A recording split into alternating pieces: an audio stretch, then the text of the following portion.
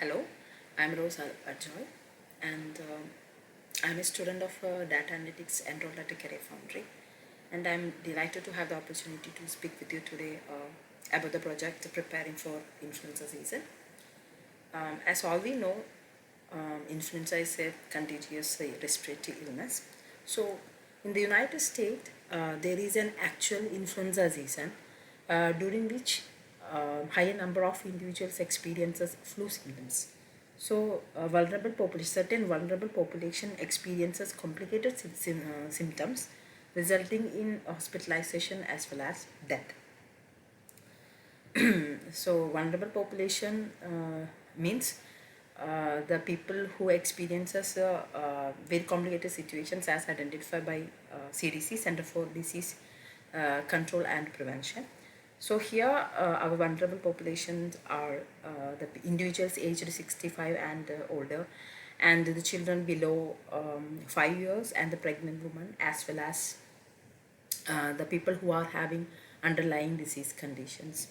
So, to cope with the increased demand for medical care, so the hospitals and clinics need additional staff. So, this staffing is actually done by the medical agency. So, here the objective of our project is to assist this medical agency to determine the appropriate medical staffing level. So, currently, we are strategizing for the upcoming influenza season. And I find there are three important questions or crucial questions that we have to um, address, and they are the first one, which population is given importance, and the second one, which states are currently facing risk, and the third one, when should staff be sent to each state. Okay, so I have used two important data sets. The first one, influenza deaths by geography by CDC, and the second one, population data by age by US Census Bureau. Okay, so initially I have created a bar chart which is showing the annual influenza total death count from the year 2009 to 2017.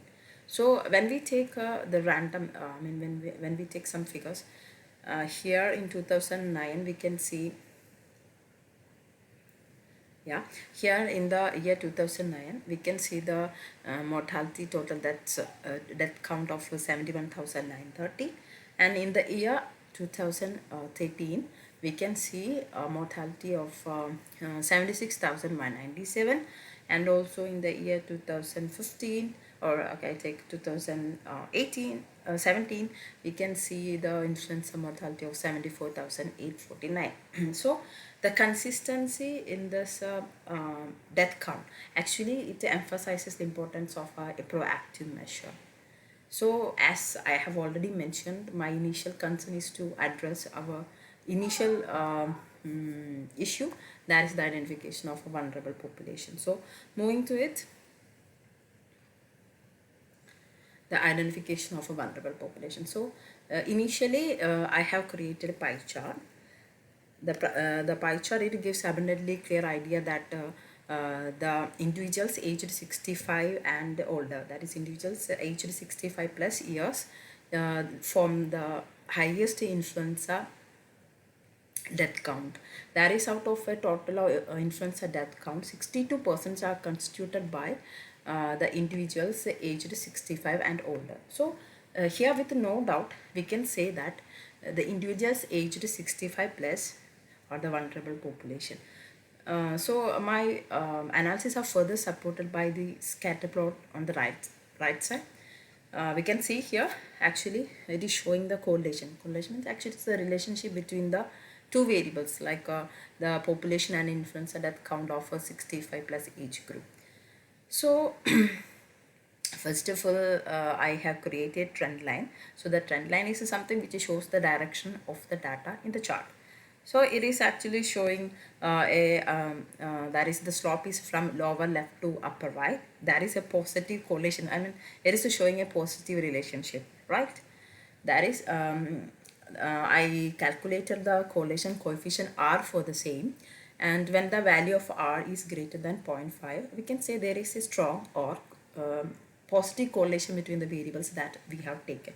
So in this case, we got correlation coefficient as 0.9343, means there's a strong relationship between the variables that we have taken here. And in this case, the variables that we have taken are the influenza death count of 65 plus, as well as the population of 65 plus. So here I can say that one of the most significant factor which is actually contributing to the influenza death is the individuals aged 65 plus. So I'm confident that I have dealt with our initial concern, that we have identified our vulnerable population here. So obviously our next concern arises the locations with the highest influenza peak. Okay, so moving to our next concern, our next issue, the locations with the highest number of influenza deaths. So for that, initially I have created I have created a spatial analysis which is showing the influenza total death counts across the different states. Okay, so here I have used a monochromatic color scheme, so which is actually showing the highest influenza death states with dark colors. So here we can say yeah, I will show. Yeah, here the highest death count is for the state California, then comes Texas, and also then comes Michigan and Illinois, like that it is coming. So from that I have chosen the top 9 states which is having the highest influenza death, which is actually shown as a line chart in the left hand side. We can see here the top 9 states with the highest vulnerable population 65 plus. So I'm checking the random figures here.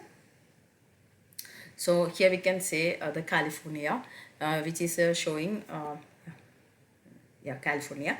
So here California, it is showing a population of 65 plus, as well as the influenza total death count in the spatial analysis, it is 56,912.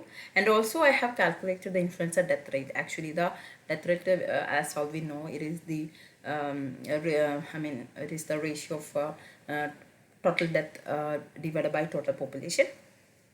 So when we examine the chart and going through all the values, we can say the New York is having the highest influenza mortality rate among other states, which is actually followed by other states like Illinois, North Carolina, California, Pennsylvania, Ohio, Michigan, Texas, and Florida.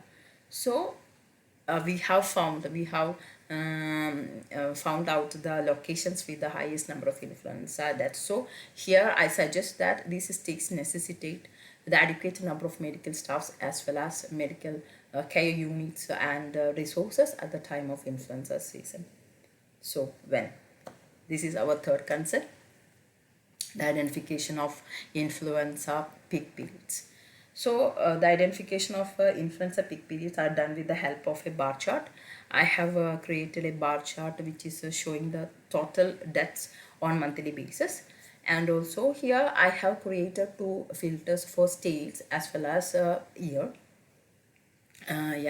And so actually they make accessible the situation for each state for each year across different months. So here I am taking, you can see, when we take a you can choose different states. So as all we have said, California is the highest influenza death count state, so I'm taking California. And also the year, just take the 2017, okay, or I take 2009 I take, okay. So here we can say the influenza season typically starts from the month of October and it continues through the month of April. The month of April, with January as the highest affected month. So in this time period, actually in this critical periods, actually we require additional staffs. Okay, so I think we have identified our third concern also. So like this I would like to conclude my presentation. As all we have said that we have to allocate additional staffs as well as the care units and the medical resources in the highest risk regions that we have identified at critical periods, because it is expected that the future mortality rate, it will continue to be highest in this region, so we require additional staffs here. Yeah, and the right hand side I have created tree map, the same, it is showing the influenza death count for the top 9 states. Yeah, that's all. And in the next step, I would like to concentrate more on the flu shot data, because I believe vaccination is a crucial intervention for influenza. So analyzing the flu shot data, it will be beneficial for our analysis. Yeah, so I think I would suggest that as a next step, our next step. Yeah, so I would like to conclude my presentation now. I believe, thank you, yeah, thank you for listening me. And if you have any further questions or you need any clarifications, don't hesitate to reach out to me. Thank you.